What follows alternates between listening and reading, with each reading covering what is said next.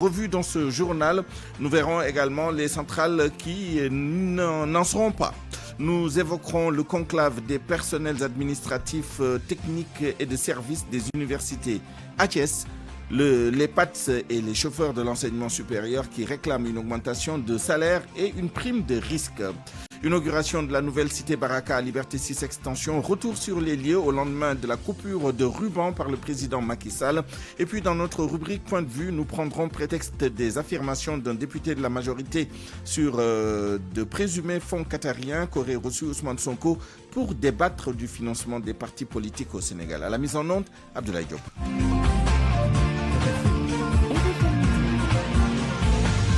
Souleymane Niang.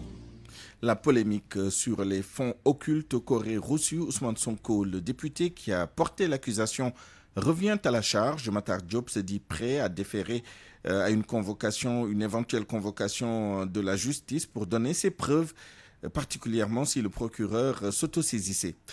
Prêt surtout à suivre l'affaire jusqu'à ce qu'elle soit tirée au clair.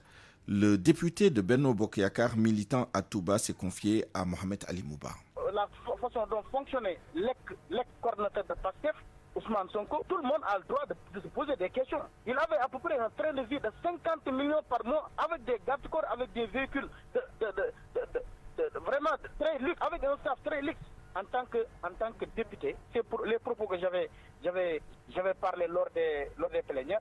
Je ne retire virgule de ces propos. Oui, sur quoi vous basez? Je vous ai dit que moi j'ai mes sources. Et puis je ne veux pas dévoiler mes sources à travers des radios comme ça. J'ai lancé mes propos. S'ils veulent quelque chose de clair, ils n'ont qu'à me convoquer un leader de PASTEF et moi, on va organiser un plateau. Qu'est-ce que vous suggérez de faire? Que le procureur s'autosaisisse ou alors qu'il y ait une commission d'enquête parlementaire à l'Assemblée? Je suis un citoyen à part entière, fait de la politique. Je défends un régime, je défends mon président, je défends le président et son régime, je défends le président et son gouvernement. Et aujourd'hui, si le procureur de la République s'autosaisit, est-ce que vous êtes prêt aujourd'hui à aider la justice? Je vous dis que je suis prêt. En tout cas, le mensonge va quitter le Sénégal. On ne va plus manipuler les Sénégalais. On a détruit la vie de Aliou Sall à travers les 400 millions. Tout Sénégalais que Aliou Sall traverse, automatiquement tu demandes à Aliou Sall de te donner tes 400 000. Et tout le monde sait que ça, c'est des mensonges. Toujours sur cette affaire, le président de la commission des lois à l'Assemblée nationale se prononce la mise en place d'une commission d'enquête parlementaire pour éclaircir cette affaire, pour tirer au clair cette affaire. Et dans l'ordre du possible, selon Moussa Diakhaté, il est joint par El Hadj Ndiogou Diène.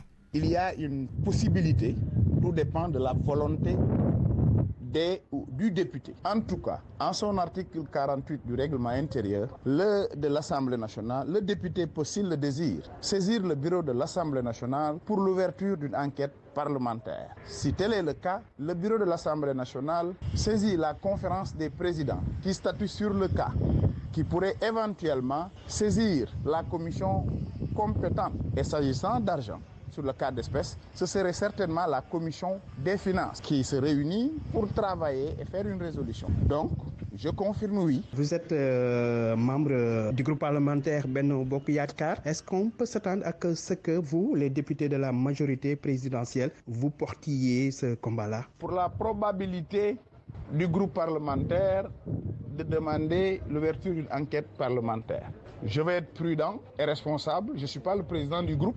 Je n'ai pas été mandaté pour parler au nom du groupe. Vous me permettrez d'attendre que la voix autorisée officielle du groupe, notamment le président Abdou Mbow, soit saisie et qu'éventuellement le groupe en parle pour que je puisse me prononcer sur la probabilité d'ouverture d'enquête parlementaire sur le cas d'espèce.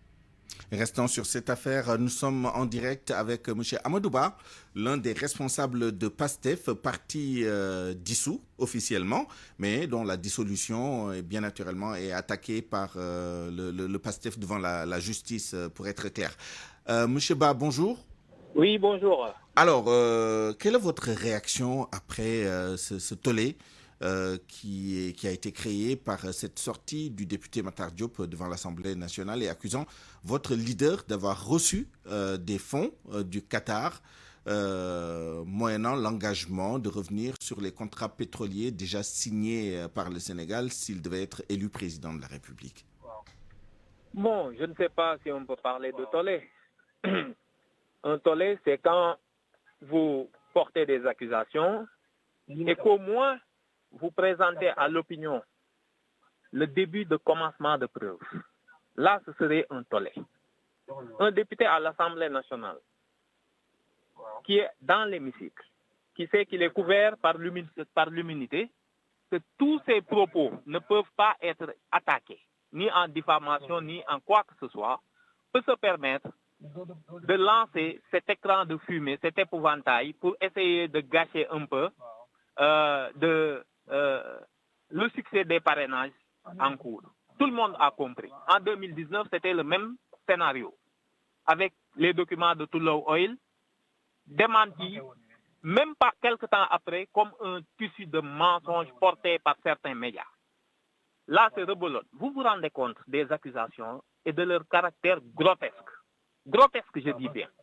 Que Ousmane Sonko aurait demandé au président Macky Sall de protéger sa famille parce que des lobbies à qui il aurait promis je ne sais quoi, aujourd'hui le menacent. Avec ce document-là, le président de la République du Sénégal, son plus farouche opposant, lui envoie ce document qui est un aveu. Et vous pensez que ce document-là, s'il avait existé, ne serait pas aujourd'hui utilisé contre Pastef, contre Ousmane Sonko lui-même. Vous vous rendez compte du caractère grotesque? Amadou Ba, dans l'extrait que nous avons passé tout à l'heure, Matar Diop évoque le sort qui a été fait aux frères du président Macky Sall, Aliou Sall, en 2019, justement, sur les fameux 400 000 qu'il devrait à chaque Sénégalais sur la base de l'argent qu'il aurait reçu lui également. Est-ce que vous pensez que c'est un règlement de compte et que c'est pour faire bonne mesure que des accusations que vous qualifiez de grotesques sont levées à l'encontre de Ousmane Sonko? C'est pas Ousmane Sonko qui est venu accuser Aliou Sall de quoi que ce soit. Soyons raisonnables. Et puis, il y a moindre des choses. Et je pense que c'est une déontologie médiatique minimale. Lorsque quelqu'un porte des accusations, avant même de les relayer, vous lui dites quand même, présentez-nous quelque chose sur lequel on peut... C'est ce que nous venons de faire avec lui en lui demandant, mais vous avez entendu sa réponse. J'ai entendu que l'idée d'une commission d'enquête parlementaire. Vous vous souvenez de l'affaire des 94 milliards? Pour sortir de l'affaire, ils ont commandité une commission d'enquête. La commission d'enquête les a tous blanchis. Le document atterrit à l'OFNAC. L'OFNAC a condamné l'ensemble des personnes incriminées par Ousmane Sonko. Donc, pourquoi le procureur? Est-ce que vous imaginez, vous-même, je vous parle, est-ce que logiquement, logique pour logique, Macky Sall dispose de versements reçus par Ousmane Sonko depuis l'étranger, il dissout le parti Pastef et vous n'avez pas entendu parler de financement occulte. En aucune façon parmi les motifs qui ont justifié la dissolution de Pastef. Et c'était le motif le plus simple. Hein. En plus, son plus proche opposant lui dit « J'ai reçu de l'argent de l'étranger ». Mais il saisit le procureur, même s'il lui accorde la protection pour sa famille. Il saisit le procureur immédiatement. Amadou Ba, brièvement, le pays est menacé. On aura l'occasion d'en parler plus largement. Je finis juste par là. C'est aux médias de prendre leurs responsabilités et de ne pas véhiculer ce genre d'insanité.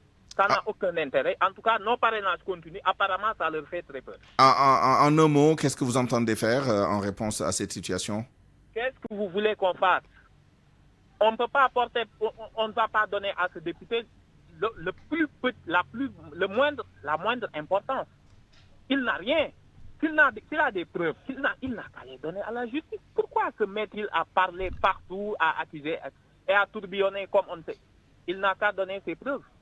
Vous savez très bien que si le début de commencement de ces preuves existait, demain ils seraient tous, qu'il montre les preuves de versement et qu'il sort la lettre que Ousmane Sonko a envoyée au président de la République. Merci Amadou Ba, l'un des responsables du parti PASTEF. Il est 12h10.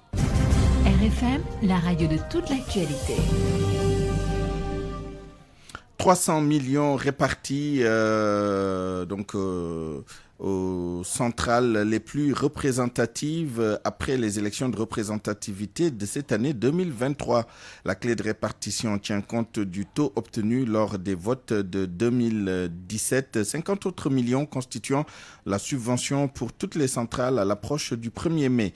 Ce sont là, entre autres enjeux, pour les centrales représentatives des sièges au conseil d'administration des institutions et des places aux négociations collectives. Les élections générales de représentativité, c'est dans quelques jours et Koumba Sandiane Faye passe en revue ce qui est en jeu.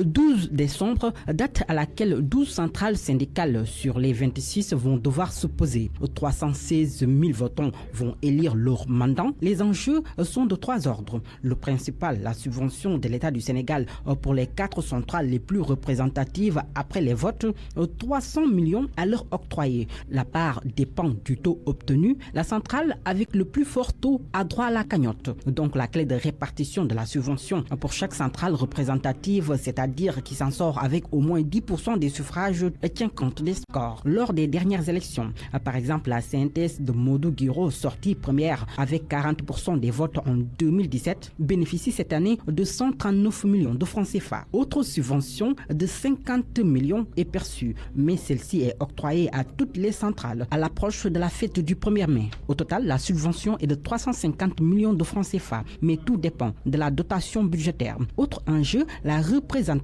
au siège des conseils d'administration des institutions et autres grandes structures. C'est parce que le gouvernement tient compte de la représentation des travailleurs dans ces structures. C'est pour cela, selon le ministère du Travail, du Dialogue social, des organisations professionnelles et des relations avec les institutions, que cela nécessite la présence dans ces conseils d'administration des secrétaires généraux des centrales représentatives. C'est le cas à l'IPRES, au Haut Conseil du Dialogue social, à la Caisse de sécurité sociale, au Conseil économique, social et environnemental et autres. On peut évoquer aussi comme enjeu les négociations collectives quand il faut négocier des salaires, conventions et autres avantages pour les travailleurs. Ce sont là aussi les centrales représentatives qui se tiennent autour de la table avec le gouvernement et patronat. Ces élections de représentativité sont instituées en 2011 sous Wade par le gouvernement pour une meilleure lisibilité dans les relations professionnelles. Voilà pour les organisations syndicales qui vont participer à ce scrutin. Il faut savoir que plus d'une dizaine d'autres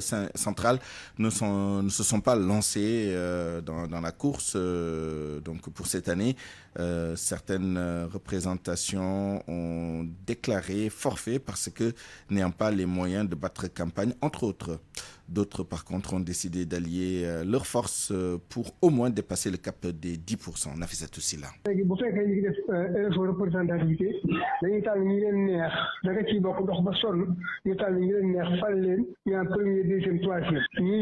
C'est la ferme conviction du secrétaire général du syndicat des travailleurs démocratiques du Sénégal. Talla Dia ne trouve pas de raison pertinente pour aller seul aux élections.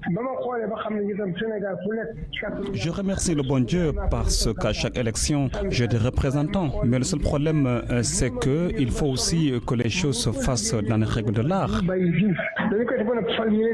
L'OGTS de Mamadou Goudiaby, né en 2016, est allé seul à ces élections générales de représentativité. Mais rien de satisfaisant. Donc, la centrale opte pour une alliance. Au cours de l'organisation, je suis sorti 9e sur 24 centrales. Cette année, on change de forme tout simplement parce que pour renforcer nos chances, nous sommes allés en alliance avec l'UTS et l'UDTS. L'UDTS était 8e, j'étais 9e et l'UTS était 11e ou 12e. Alors, en fédérant nos forces, on va pouvoir avoir les 10% pour pouvoir aller défendre les travailleurs vaillamment au niveau des négociations au niveau de l'État. Nous avons choisi la 3e voie, la 2e voie qui n'est pas la voie de la bourgeoisie syndicale. Le syndicat vieux de plus de 60 ans s'est lui fondu dans la centrale de Bahaoudjong. Bahaoudjong, il faut vraiment le remercier. Et c'est une véritable lionne. Moi, je porte mon choix sur sa personne parce que je sais qu'elle en est capable. Moi, je ne cherche absolument rien d'autre. Si le SDTS a préféré fondre dans une masse, l'OGTS dignette. Mamadou Goudiaby. Non, je ne me fonds pas. La centrale reste intacte. L'OGTS reste intacte. Avec tous ses atouts, avec son récépissé et tout. Mais comme les coalitions politiques, ici on parle d'alliance centrale, d'alliance syndicale.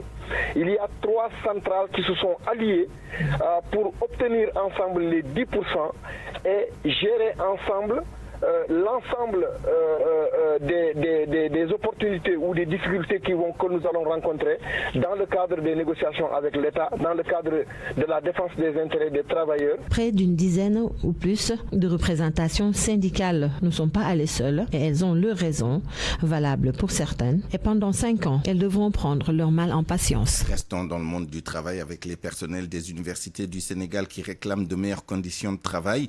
En réunion à l'université Iba Der Thiam, les personnels administratifs, techniques de service et les chauffeurs de l'enseignement supérieur demandent des primes de risque et l'augmentation des salaires. Reportage Cheikh Anta Diop.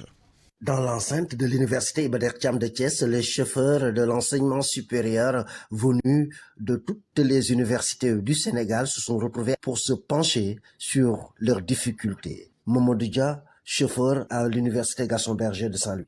Nous réclamons plus de considération. Nous devons avoir des primes de risque. Des fois, on travaille jusqu'à 2 heures du matin avec des risques sur la route. Nous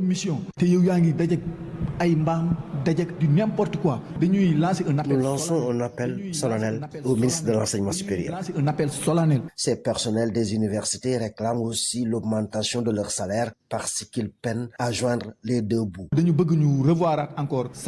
Les temps sont durs, il faut qu'on revoie les salaires. Le ministre de l'Enseignement supérieur est interpellé. Regardez les enseignants, ils partent à la retraite avec 85%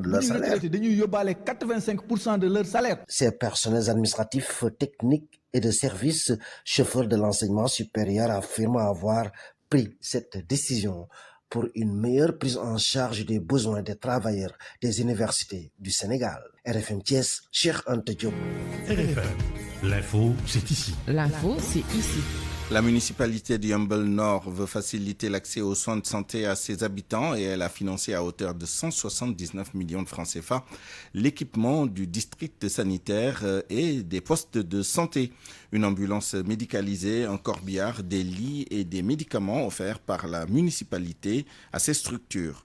Et le médecin-chef du district sanitaire de Yeumbeul demande la construction d'un hôpital dans le département. Aminata Ba.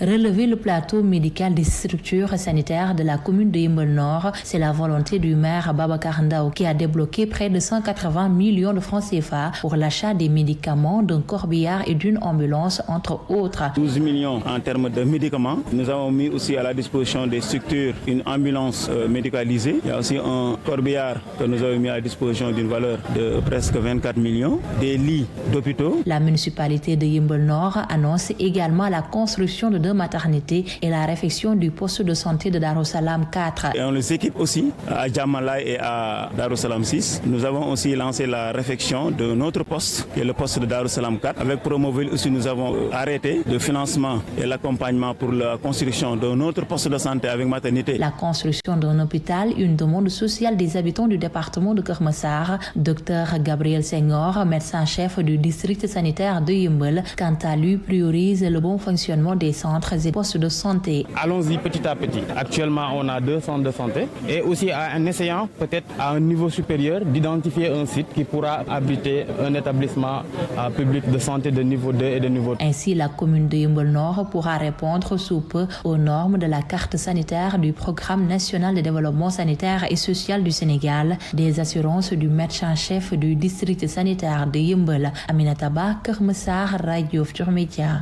Allons maintenant à la nouvelle cité Baraka de Liberté 6 extension. Les résidents sont très heureux de leur nouveau bijou. 11 immeubles pour 210 appartements construits sur le site d'un bidonville. Les clés ont été remises hier officiellement par le chef de l'État. Retour sur cette nouvelle cité avec le reportage de Famadion. Famadion que nous allons entendre dans un instant. Famadion qui est retourné à la cité Baraka au lendemain de l'inauguration de ce nouveau bijou par le président de la République qui a coupé le ruban. Voici son reportage. Niché au cœur de Liberté 6, Baraka a changé de visage. Il s'agit maintenant d'une cité moderne avec toutes les commodités. Ici, les maisons en tôle et planches de bois ont laissé la place à des immeubles. Khadi a vu le jour à la cité Baraka. Baraka en 1996. Elle y a toujours vécu. Aujourd'hui, la jeune fille ne nourrit plus de complexe vis-à-vis de ses camarades. On est très contente d'habiter ici. Et ça vous fait plaisir de vivre dans un endroit différent des bidonvilles? Oh, bien sûr. Vos amis peuvent venir ici normalement? Normalement. Avant même, on avait le complexe, oui, d'inviter des gens ici. Mais maintenant, alhamdoulilah. Âgée d'une 50aine d'années, notre interlocutrice, qui est de nationalité étrangère, nous fait visiter son appartement en F3 dans lequel elle vit avec sa famille. C'est mon salon. C'est mon salon. Am nga ñaata nek? Ñaar nek. Lepp amna. Alhamdulillah rabbil alamin. Canne en main, le vieux Sow tient à peine sur ses deux jambes. À 81 ans, il n'imaginait pas, dit-il, quitter sa maison en baraque dans laquelle il a vécu durant 50 ans. J'ai déjà l'accès de bourse familiale seulement. Il y a un déguerpissement 3 fois. Actuellement, si bien comme vous voyez ici, comme tout est unique. À la cité Baraka, toutes les communautés cohabitent. Aux côtés des Sénégalais, il y a les Maliens, les Ivoiriens, les Guinéens. Tous ont développé au fil des années une identité très forte. Ils s'appellent les Baraka, les chanceux. L'actualité internationale. Le journal international avec vous, Anna Rocha. Bonjour. Bonjour Souleymane Nyo, bonjour à tous. On va vers la dissolution du G5 Sahel. Le G5 Sahel, la Mauritanie et le Tchad ont pris acte de la décision de retrait du Burkina et du Niger dans un communiqué conjoint. Nouakchott et N'Djamena disent respecter cette décision souveraine des deux États. Les autorités mauritaniennes et tchadiennes vont mettre en œuvre les mesures nécessaires pour acter cette décision et ce, conformément à l'article 20 de l'organisation. Cet article stipule que le G5 Sahel peut être dissous à la demande d'au moins 3 États membres. Avant le Burkina et le Niger, on le rappelle, c'est le Mali qui avait d'abord annoncé en mai 2022 sa décision de se retirer des instances du G5 Sahel. Même si on tend vers la dissolution de l'organisation, les présidents El Razouani et Mahamat Idriss Déby Itno veulent poursuivre leurs efforts avec tous les pays du Sahel pour relever les défis auxquels la région est confrontée. Le bilan des glissements de terrain survenus en Tanzanie s'est encore alourdi. De 57 morts hier, le dernier décompte des autorités est de 68 morts maintenant. Les recherches se poursuivent toujours puisque les coulées de boue causées par les pluies diluviennes ont emporté des dizaines de véhicules ainsi que des habitations. Les autorités tanzaniennes craignent d'autres victimes en dehors des décès. 116 autres personnes ont été blessées. Et puis pour terminer, le point sur la situation à Gaza. L'armée israélienne a encerclé ce mercredi la ville de Khan Younes où les combats font rage depuis quelques jours. Le haut-commissaire de l'ONU aux droits de l'homme dénonce le fait que les Palestiniens vivent dans l'horreur la plus totale à Gaza. Le point avec Pape Ibrahim Ndiaye. Des sources du Hamas affirment que leurs combattants mènent de violents affrontements contre les troupes israéliennes. Le but était de les empêcher d'entrer dans le Khan Younes et dans les secteurs situé dans l'est de la ville à proximité du camp des réfugiés. Daniel Hagari, le porte-parole de l'armée israélienne, demande que la Croix-Rouge ait accès aux otages qui sont entre les mains du Hamas. Leur porte-parole rappelle que les 138 otages, enfants, femmes et personnes âgées, sont détenus par le Hamas depuis 60 jours dans des conditions brutales et inhumaines. Certains ont des maladies chroniques, d'autres sont blessés. Les Palestiniens à Gaza vivent dans l'horreur la plus totale, a dénoncé ce mardi le haut-commissaire de l'ONU aux droits de l'homme Volker Turk lors d'une conférence de presse à Genève. 2 mois après les terribles attaques perpétrées contre l'Israël par le Hamas et d'autres groupes armés palestiniennes, les civils à Gaza continuent d'être bombardés sans relâche par l'Israël qui punit collectivement, a-t-il ajouté, affirmant craindre des atrocités. C'est tout Souleymane pour cette page internationale. Merci Anna Rocha. Parole aux auditeurs. L'actualité, qu'en pensez-vous? Moi, je pense que vous devez. Réagissez dans nos éditions d'information sur l'actualité. Bonjour. Du lundi au vendredi, vous avez la parole sur RFM. Point de vue dans une dizaine de minutes, nous partirons des affirmations d'un député de la majorité. Matar Diop, pour ne pas le nommer, sur de présumés fonds qatariens qu'aurait reçu Ousmane Sonko pour débattre du financement des partis politiques au Sénégal. Ce sera avec Moundiaï Sissé, président de l'ONG 3D et membre du collectif des organisations de la société civile pour les élections. Et Demba Gueye, analyste politique, maître de conférence à l'université Cheikh Anta Diop de Dakar.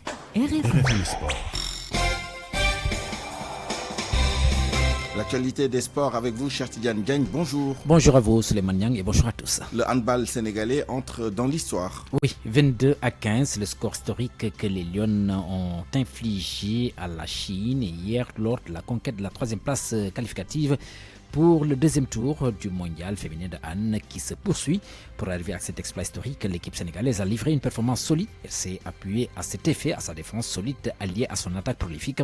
Écoutons la réaction de Fanta Keita, une des joueuses de l'équipe, juste après donc la qualification du Sénégal. Dieu merci, vraiment, on s'est qualifié. Il y a la victoire au bout de ce match, c'est très dur. Comme vous l'avez dit, c'est vrai qu'au début ça a mis du temps à démarrer, même à la deuxième mi-temps c'était pas évident. Mais au bout d'un moment, on s'est toutes regardé dans les yeux, que ce soit le staff, l'équipe, les joueurs sur le terrain, les joueurs sur le banc. On s'est dit non, aujourd'hui, quoi qu'il arrive, on va tout donner, quoi qu'il arrive, même si on rate, même s'il y a des échecs, on va continuer et à la fin, Inch'Allah, ça a marché, ça a payé, on a eu la victoire. Ça fait du bien, ça fait vraiment beaucoup de bien parce que moi j'avais beaucoup de frustration de ne pas pouvoir jouer avec les copines, de ne pas pouvoir dès le premier match pousser avec les copines, montrer de quoi j'étais capable, surtout pour le groupe. Et enfin on a pu tout ensemble vraiment concrétiser quelque chose et la victoire au bout aujourd'hui. Voilà, à l'instant donc, Fanta Keita, une des joueuses de l'équipe du Sénégal, qui, je rappelle, a battu hier la Chine par 22-15, après avoir pourtant concédé un nul prometteur face à la Croatie en ouverture avant de chuter devant la Suède, une des équipes favorites de ce tournoi, donc le Sénégal qui va participer au tout prochain. Et ses adversaires sont la Hongrie, le Cameroun et Monténégro, Suleiman. Le foot féminin sénégalais aussi réussit une belle performance. Oui, pour la 10e fois de son histoire, le Sénégal enchaîne une deuxième qualification à la grand-messe africaine du football féminin.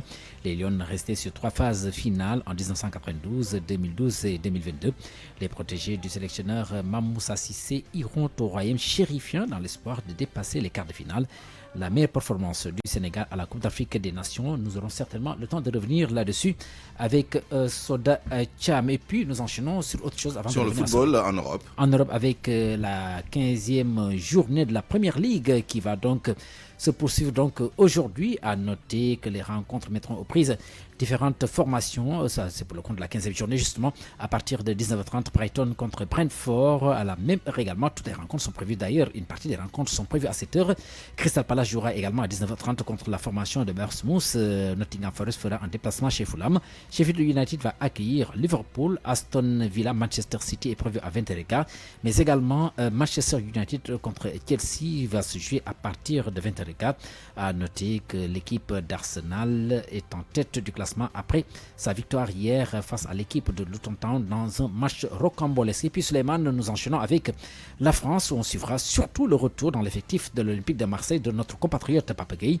Il retrouve la compétition après 4 mois de suspension pour un recrutement qui n'était pas aux normes. Pape Gueye et les siens disputent l'Olympico face à l'Olympique de Marseille à 20h ce soir. Olympique de Marseille, OL, pas bien loti au classement. Marseille est 9e, tandis que Lyon est dernier de la Ligue 1 française. Et puis nous revenons sur cette belle performance de l'équipe du Sénégal de football, le foot féminin. Pour la première fois de son histoire, donc le Sénégal qui va enchaîner avec une deuxième qualification à la grand-messe africaine du football féminin. Les Lions restaient sur 3 phases finales en 1992, 2012 et 2022. Les protégés du sélectionneur Mamoussa Cissé iront au royaume chérifien dans l'espoir de dépasser les quarts de finale. La meilleure performance du Sénégal à la CAN féminine. Hier, le Sénégal a sorti justement l'Égypte. Cette deuxième qualification consécutive à la CAN féminine pour le Sénégal s'explique par le travail acharné du staff et la participation des différentes sélections aux compétitions internationales. Selon Abdoulaye Cissé, membre du comité exécutif de la Fédération sénégalaise de football. C'est le fruit d'un travail qui se fait autour de la direction technique à travers nos différentes sélections, mais également dans le football féminin. Et cette performance qui a été réalisée, la conséquence logique de nos participations dans les différentes compétitions qui ont eu cours au niveau de la sous-région. Serena Lena Gomis, coach de l'équipe féminine de football de l'US des Parcelles Assainies, va dans le même sens et pense que ce serait même un échec. Ça aurait été un échec si on n'était pas qualifié à cette cette édition parce qu'il y a la fédération aussi qui met beaucoup de moyens sur les sélections et on a beaucoup plus aussi d'expatriés. Si le Sénégal ne se qualifiait pas lors de la précédente CAN, les Lions s'étaient arrêtés en quart de finale. Selon nos interlocuteurs, il y a de la place pour faire mieux. Il faudra que la sélection élève son niveau de jeu parce qu'on a vu les dernières sorties de l'équipe étaient moindres par rapport au niveau de la dernière édition. Pourquoi pas, avant la CAN, faire un bon camp d'entraînement, faire des matchs amicaux pour se maintenir au sommet et pourquoi pas prétendre même aller très loin dans cette CAN, pourquoi pas la gagner. On connaît désormais les 12 équipes qualifiées pour cette CAN prévue au Maroc. Il s'agit du pays organisateur, le Maroc, le tenant du titre, l'Afrique du Sud, l'Algérie, le Botswana, le Ghana, le Mali, le Nigeria, la RDC, le Tanzanie, la Tunisie, la Zambie et le Sénégal. À vous, Suleiman, pour la suite. Merci, cher Sidiane. La revue de presse avec Mohamed Ali Mouba. Bonjour. Ousmane Sonko va-t-il réintégrer les listes électorales après sa radiation? Réponse 12 décembre 2023 au tribunal d'instance de Dakar. L'audience spéciale a été fixée hier. Ousmane, l'ultime cartouche bûcheron du coup sur ça. Après Ziguinchor, Sonko joue l'autre partie des cartes le 12 décembre, relève Vox Populi. Le tribunal de grande instance de Dakar entre en action, constate le journal Les Échos. L'Obs note que Ousmane Sonko va engager un combat sans parrain et sans caution. L'As note que Sonko est techniquement out début de dépôt des parrainages le 11 décembre prochain. En attendant, place nette au débat sur les fonds présumés occultes reçus par Ousmane Sonko. Débat ajouté, vous le savez, par le député Matar Diop. L'Observateur lui a redonné ce matin la parole.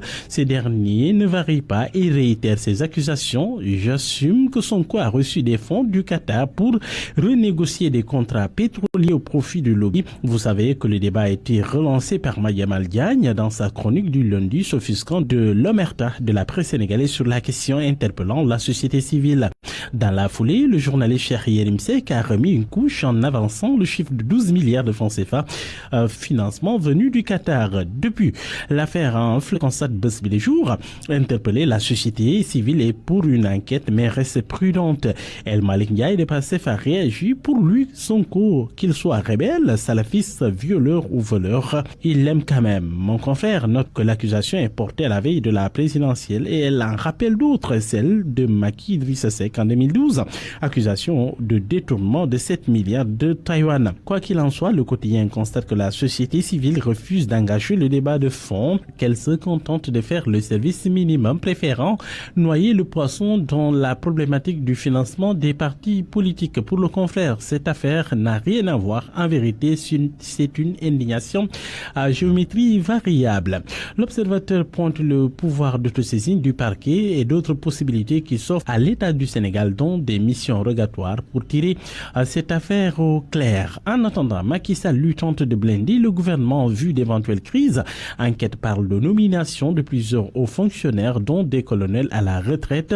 Le palais considère que le contexte sécuritaire exige un effort interne de prévention, de préparation et de planification. Prévention, préparation et planification, c'est le triptyque pour anticiper les crises. Notre économie se porte-t-elle bien ou va-t-elle vers des lendemains difficiles? Le journal Sud Quotidien a interrogé au nom de l'art son nom Ibrahim Assar, le grand oral, à lire en page intérieure.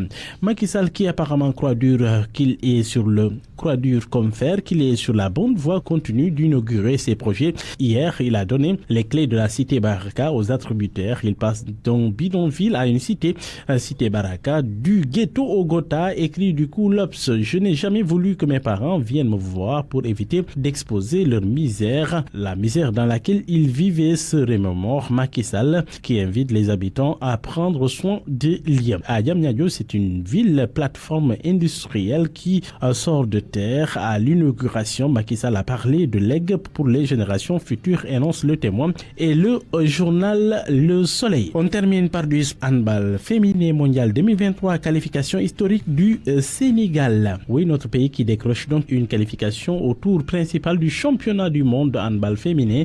Les Lions ont battu la Chine sur le score de 22-15 hier, un match comptant pour la troisième et dernière journée du groupe A. Le journal Source A parle de grosses performances. Coupe d'Afrique féminine 2024, les Lions iront au Maroc. Oui, quart de finaliste de la précédente édition de la CAN féminine. Le Sénégal a validé son ticket pour la prochaine après une victoire et un match nul sur l'Égypte. À la une du journal Sunu Lamb, Yen Kairé Zarko, c'est de la lutte. Le ton monte déjà, la bagarre évitée de justesse au face-to-face. Yen Kairé avertit, je te donnerai juste 1 minute. Zarko qui riposte dit, j'irai te chercher et tu verras. Bonne nuit à tous. Point de vue. Regard croisé sur l'actualité du jour.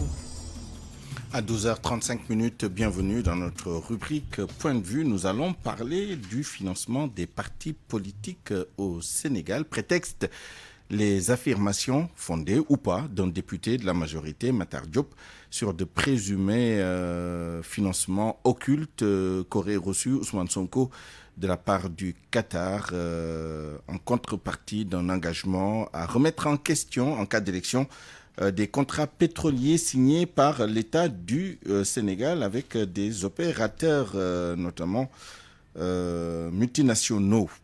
Mais ce n'est pas le fond, disons, de ce débat aujourd'hui. Le fond, c'est vraiment de parler de cette question du financement des partis politiques. Et pour en parler, nous sommes avec Moundiaï Cissé, président de l'ONG 3D et membre du COSC, le collectif des organisations de la société civile pour les élections. Moundiaï Cissé, bonjour. Bonjour, mon frère. Nous sommes également avec Demba Gueye, analyste politique, maître de conférence à l'université Cheikh Anta Diop de Dakar. Demba Gueye, bonjour. Bonjour, Suleiman. Alors, Demba, je commence avec vous. Il y a eu plusieurs tentatives qui ont été initiées par les différents présidents qu'on a depuis Abdou Diouf pour légiférer en matière de financement des partis politiques. Le résultat, il est nul, puisque jusqu'à présent, il n'y a pas d'acte concret ou de résultats concrets de ce processus. À quoi attribuez-vous cela? Y a-t-il vraiment une volonté politique de faire en sorte que les partis politiques au Sénégal soient financés de façon réglementée, mais surtout transparente? Bon, écoutez, je pense que la volonté politique existe quand on est dans l'opposition. Si vous interrogez aujourd'hui tous les opposants au Sénégal, tous les acteurs politiques qui sont dans l'opposition, vous les interrogez, vous leur demandez leur avis par rapport à cette question. Je peux parier que la totalité de ces acteurs vous diront qu'il faut réformer, il faut légiférer pour aller vers le financement des partis politiques. Mais le paradoxe, c'est que quand ces opposants arrivent au pouvoir, ils changent complètement d'avis, on n'en parle plus. Je pense aujourd'hui le président Macky Sall, quand il était dans l'opposition, était partisan de ces réformes-là pour que véritablement le Sénégal puisse aller vers le financement, la formalisation du financement des partis politiques. Maintenant, cela s'explique par un fait qui est là et que tous les Sénégalais connaissent, c'est que quand on est président de la République, on a accès à des ressources presque inépuisables pour financer son parti politique de façon illégale. Tous les Sénégalais le savent.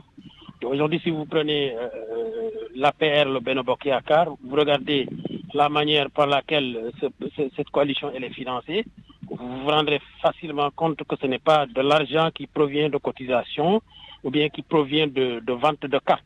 Parce que je pense, si je ne me trompe, cette loi qui fixe les modalités de financement des partis politiques date, si je ne me trompe, de 1975, qui ça a été pris par Senghor. Depuis lors, la loi n'a pas été changée.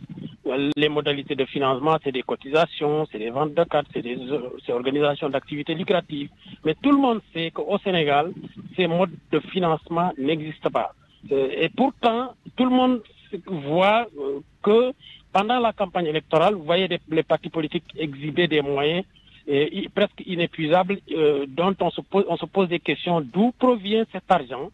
Je vous donne l'exemple du parti au pouvoir. Lors des élections passées, je pense, si je ne me trompe, le financement avoisinait le milliard.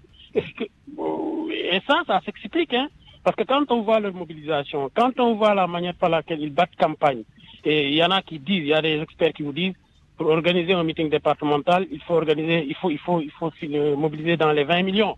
pour un département. Si vous faites le calcul très rapidement, je me suis avisé à le faire, 45 départements du Sénégal, vous êtes dans le milliard. Maintenant. Oui. 48 maintenant. 46. Pratiquement 46. Pratiquement, vous dépensez 1 milliard pour organiser uniquement des meetings sans compter les autres dépenses qui tournent autour. Vous regardez ces mobilisations de fonds. On ne se pose pas des questions. Les Sénégalais ne se posent pas des questions. Les Sénégalais ne s'indignent pas. Ils laissent faire. Et maintenant, je pense que, à mon avis, ce sujet était beaucoup plus important qu'aujourd'hui, ce qu'on appelle financement occulte venant de l'extérieur. Parce que si véritablement le financement des partis politiques au Sénégal avait été organisé, s'il y avait une législation très claire sur ce sujet, si l'État avait pris les décisions qu'il fallait pour organiser ces financements, aujourd'hui, on ne parlerait pas de cela. Évidemment, je dois repréciser encore une fois que ce sont des affirmations du député Matar Diop, mais pour l'instant, il n'y a pas de preuves, rendues publiques, puisqu'il l'a dit, vous l'avez entendu dans le journal, qu'il est prêt à donner des preuves qu'il prétend avoir si on le lui demande devant la justice. Vous avez entendu également la réponse de Amadouba de PASTEF qui parle de diversion politique. Moundiaï Cissé, sur cette question, qu'est-ce que vous pensez? Je pense que Demba Gueye insiste sur le fait que ce n'est pas qu'un problème qu'on peut attribuer aux partis politiques de l'opposition, mais que même le parti au pouvoir est concerné, aussi puissant qu'il est et disposant des moyens de l'État. Pourquoi ça bloque et quelles sont les voies de sortie pour vous? Moi, je dis personnellement, je ne suis pas pour le financement des partis politiques. Je pense qu'on ne doit pas transposer des mots, les appliquer ici. Les contextes, les réalités ne sont pas les mêmes.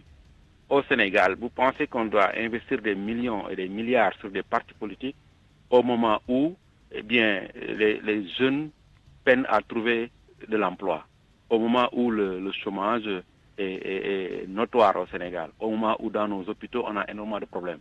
Donc je pense que on doit encore et encore réfléchir sur la question parce qu'il y a des priorités ailleurs.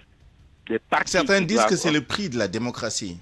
Ah, mais oui, c'est le prix. Mais attends, je pense qu'il y a un préalable. J'ai commencé par ça. Je dis personnellement, je ne suis pas d'accord. Mais si on doit y aller, il y a des préalables. Les préalables, c'est d'abord de rationaliser les partis politiques. On a ici plus de 400 partis politiques. Si on doit les financer, je crois qu'on doit corser les critères de sorte que ce ne soit pas des financements pour encourager le business autour des partis politiques. Chaque année, le nombre de partis politiques augmente. Pourquoi? Parce que le fait d'avoir un récépissé est un moyen de pression, c'est un moyen également de faire un business, c'est un moyen d'ascension sociale. Donc, si on doit aller vers le financement des partis politiques, il faut d'abord qu'on ait des préalables, c'est rationaliser les partis politiques.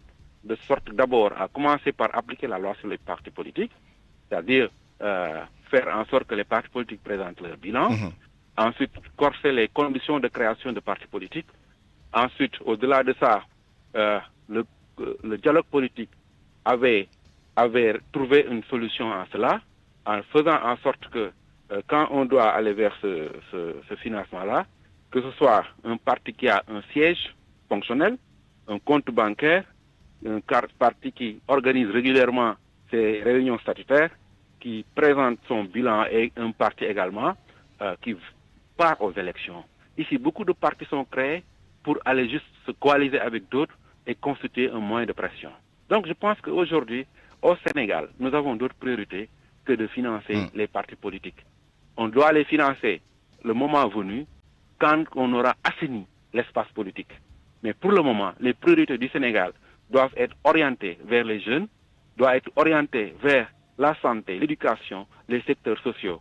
En attendant la stabilisation le temps d'assainir l'espace politique où on trouve du n'importe quoi, où on trouve un business qui ne dit pas son nom à travers les récépissés des partis politiques. Alors, dans l'intervalle, en attendant que cette rationalisation soit opérée et qu'un mécanisme, disons, reconnu et efficace soit mis en place, faut-il s'accommoder des moyens dont disposent actuellement les partis politiques. On a vu des levées de fonds, on a vu des crowdfunding, on a vu toute l'ingéniosité déployée par les partis politiques, notamment dans l'opposition, pour accumuler des moyens politiques pour justement battre campagne et mener les activités sur le terrain.